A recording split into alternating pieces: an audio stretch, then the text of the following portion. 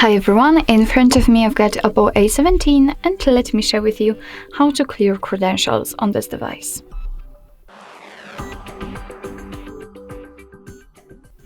So first of all, let's enter the settings, and here we have to scroll in order to find password and security.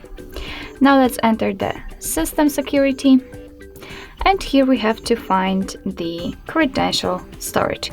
As you can see, right here we've got it here, so let's enter credential storage, and at the very bottom we've got remove all user certificates, so the option we're looking for. Let's tap on it and confirm it with OK. As you can see, we've got the information that the credential storage has been erased successfully. What's more, another evidence, we cannot tap on this option, which simply means that we removed certificates. And be aware that if you've got any kind of screen lock set, then your device will ask you to enter it in order to confirm the whole step. So no worries, it's normal.